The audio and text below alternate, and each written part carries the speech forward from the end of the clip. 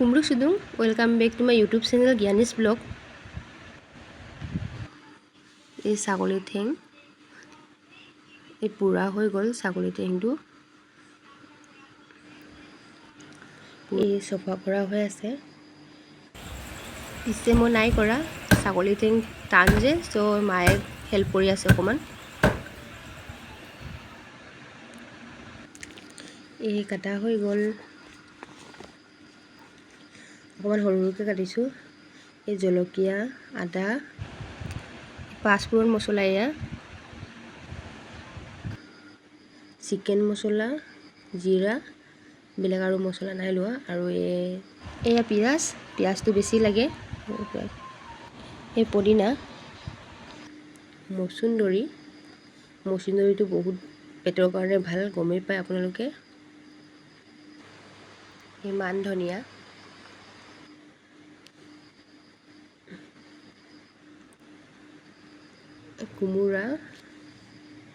কোমোৰা আৰু আলুৰে বনাম কুকাৰ গৰমেই হ'ল অকণমান এই তেল গৰমেই হৈ গ'ল পিয়াজটো লগাওঁ এতিয়া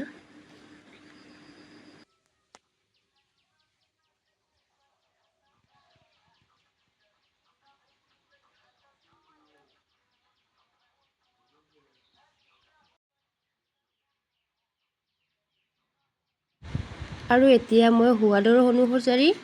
নিমখ আৰু হালধি লগাই এনেদৰে লৰাই ল'ব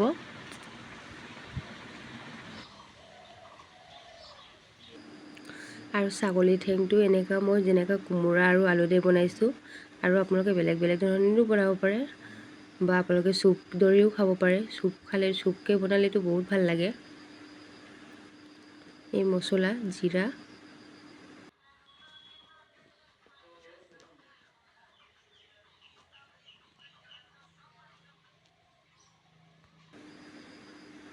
চিকেন মছলা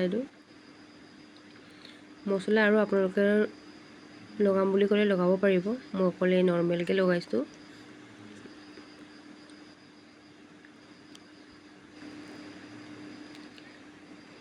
পিয়াজ হৈয়ে গৈছে আপোনালোকে কেৰাহীটো বনাম বুলি ক'লে বনাব পাৰিব মই কুকাৰত বনাইছো এই পিয়াজ হৈ গ'ল মাংস লগাও এতিয়া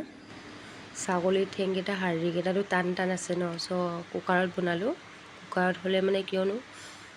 কোমল হৈ যায়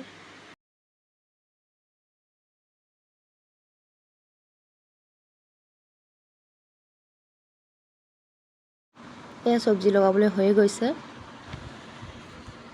আপোনালোকেও মোৰ দৰে কোমোৰা আৰু আলু দি বনাই খাবচোন কেনেদৰে ভাল লাগে নে কমেণ্ট কৰি জনাব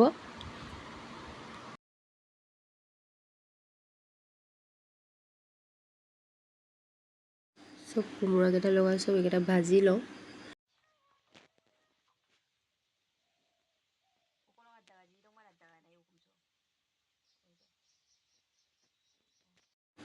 অকণমান কুকাৰটো ঢাকি থওঁ এতিয়া বনোৱাকৈ অকণমান ঢাকি থৈ লওঁ 2 মিনিট পিছত ঢাকনিটো খুলি অকণমান লৰাই লওঁ এতিয়া মছলাকেইটা লগাই দিওঁ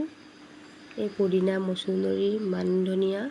আৰু জালুক অকণ লগাইছোগে জালুকটো ইয়াতে খুন্দা হৈছে মিক্স কৰি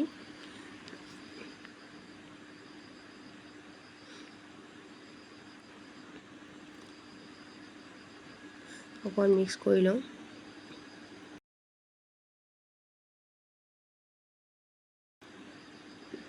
কমচে কম 15-20 মিনিট মান থ'ব লাগিব হুইছেল মাৰিব দিব লাগিব তেতিয়াহে হ'ব পানী লগাওঁ এতিয়া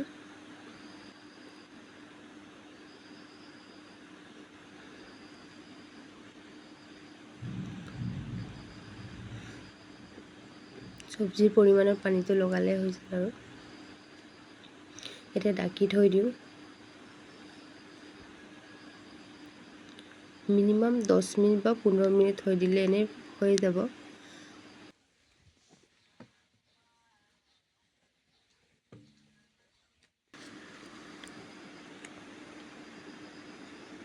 চব্জি হৈয়ে গৈছে।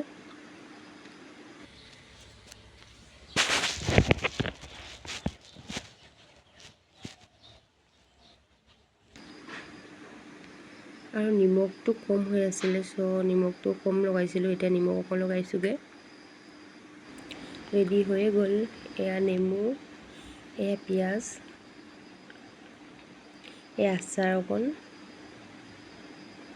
আম আচাৰ আছিলে, জলকীয়া,